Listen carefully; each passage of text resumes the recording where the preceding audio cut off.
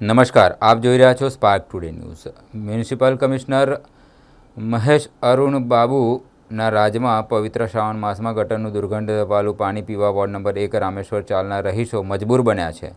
એક જ વિનંતી છે કે ગટરનું દુર્ગંધવાળું પાણી પીને મરી જવા કરતાં તેમને ઝેરનું ઇન્જેક્શન આપી દેવામાં આવે તેમ મ્યુનિસિપલ કમિશનરને અરજી કરવામાં આવી હતી।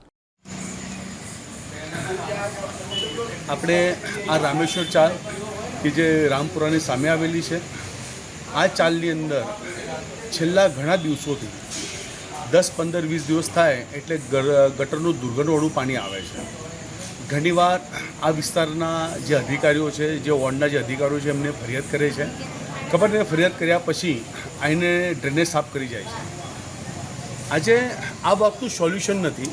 અવારનવાર આવી જે ફરિયાદો આવી રહી છે અને ખાસ તમને વાત કરીશ કે અત્યારે આપ સૌ જાણીએ છીએ, આપણે સૌ જાણીએ છીએ કે હિન્દુ ધર્મનો પવિત્ર શ્રાવણ માસનું પ્રારંભ છે અને જ્યારે આ વિસ્તારની અંદર દુર્ગંધવાળું ગટરનું પાણી આવતું હોય અને આવા પાણીથી જો આપણે ભોલે બાબાને અભિષેક કરતા હોય એ કેટલું યોગ્ય છે, આ પ્રશ્ન મારો મ્યુનિસિપલ કમિશનર સાહેબને છે। હાલ અત્યારે જ્યારે છેલ્લા 20 દિવસ પહેલાં આ વિસ્તારની અંદર આ સમસ્યા હતી, દર 15-20 દિવસ થાય એટલે આ સમસ્યા આવે છે। 20 દિવસ પહેલાં આ સમસ્યા હતી, જેના કારણે અમે વોર્ડના અધિકારીઓને ફરિયાદ કરી હતી, એ આવીને ડ્રેનેજ સાફ કરી ગયા। પણ આજે ફરી એ જ ઇસ્યુ અત્યારે ઊભો થઈ ગયો છે।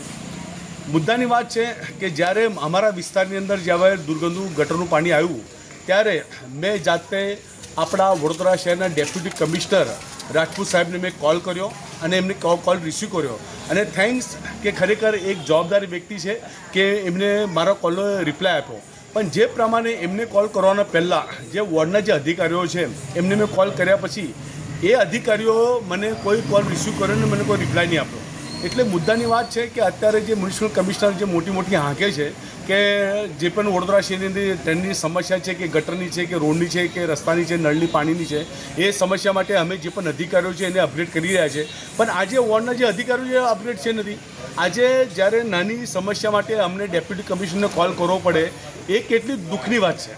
એટલે ખરેખર એક વાત છે કે આવનારા સમયની અંદર રામેશ્વર ચાલની અંદર ખાસ કરીને વાત કરીશ કે દર 10-15 દિવસે આ વિસ્તારની અંદર ગટરનું દુર્ગંધવાળું પાણી આવે છે ને આનું જો કદાચ સોલ્યુશન ના આવે તો આવનારા સમયની અંદર વિસ્તારના લોકો સાથે ખૂબ મોટું ઉગ્ર આંદોલન કરીશું, એ વાત નક્કી છે।